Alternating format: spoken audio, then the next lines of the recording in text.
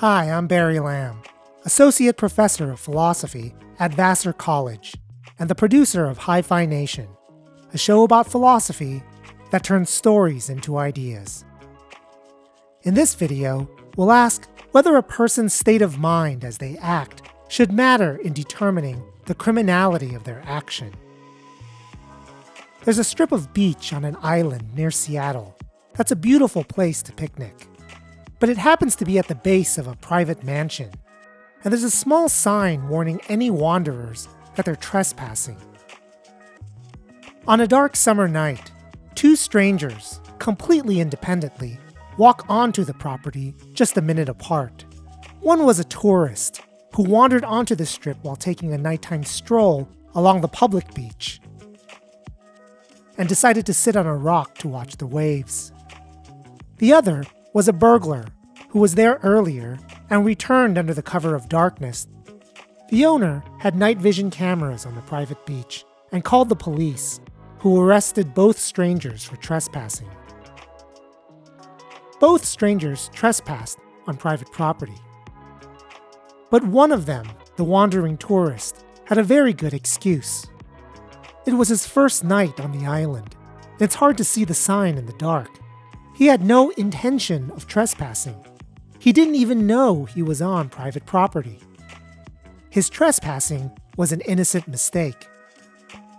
But the wannabe burglar knew exactly what he was doing and did it intentionally. On top of that, the reason he did it was to gather information for a further criminal act.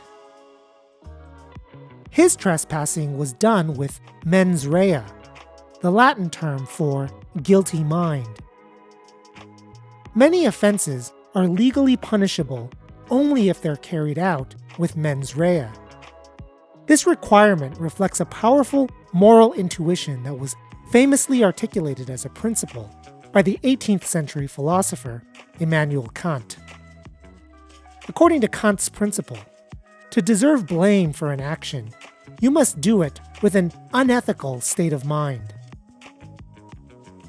If you violate a moral rule accidentally, unwittingly, or unintentionally, then your action is blameless.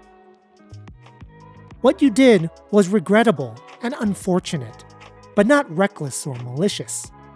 You're morally innocent. But if you can't be blamed for your action, it seems you shouldn't be punished for it either. And according to Kant, blame and punishment is tied to mens rea. If you don't have a guilty mind, you don't deserve either. If the law focused solely on giving people what they deserve, according to Kant, the wannabe burglar should be punished, but the tourist shouldn't. However, when it comes to passing criminal laws, things are not so simple. Consider it from the state's viewpoint. If we were writing an anti-trespassing law, the easy part would be defining trespassing as entering onto private land without the owner's permission. But what if we wanted to make sure the law only punishes the wannabe burglar, not the wandering tourist?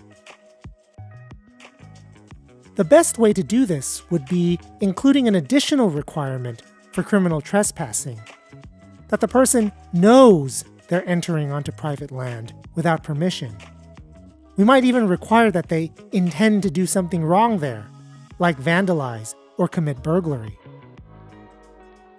But writing these mens rea requirements into the law means prosecutors must provide evidence not only that a person is trespassing, but also that the person knows they're trespassing, maybe even that they're doing it with other bad intentions.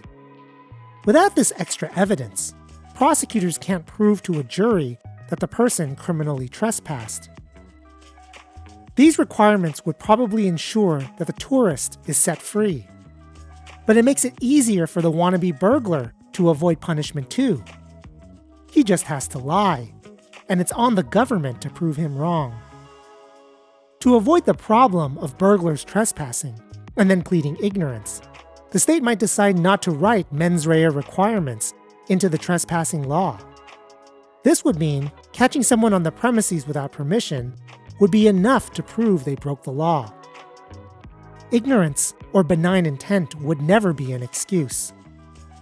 Crimes written in this way are called strict liability crimes. Strict liability helps solve the problem of proving mens rea. Now the state doesn't have to. The wannabe burglar can't get off by lying. On the other hand, the tourist's innocent mistake will also count as criminal. Is this trade-off worth it? Many legislators think the question of including mens rea requirements in our criminal laws is about evaluating such trade-offs. That it's a matter of asking ourselves, which is more important, easily prosecuting the wannabe burglars of the world, or ensuring that innocent tourists go free? This means that whether the law requires mens rea would vary from crime to crime. Depending on things like what crimes we want prosecutors to be able to prove easily, because of a perception that they're particularly widespread, for example. In the US today, some crimes, such as kidnapping and murder, require mens rea. Many others don't. These strict liability crimes include traffic violations, possessions of illicit materials like drugs or stolen goods, and many white-collar crimes. But the Kantian view implies that mens rea requirements aren't negotiable. They aren't a tool for engineering public policy.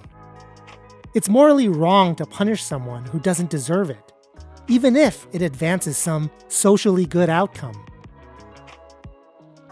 For the Kantian, prosecuting someone who lacks mens rea is always morally equivalent to scapegoating or punishing someone as an example to others. This doesn't mean we can't use the criminal law and threat of punishment as a tool to solve social problems, but it's going to be a lot harder to do so legitimately if the state is only allowed to punish people who truly deserve it. What do you think? Should mens rea be a requirement for punishment?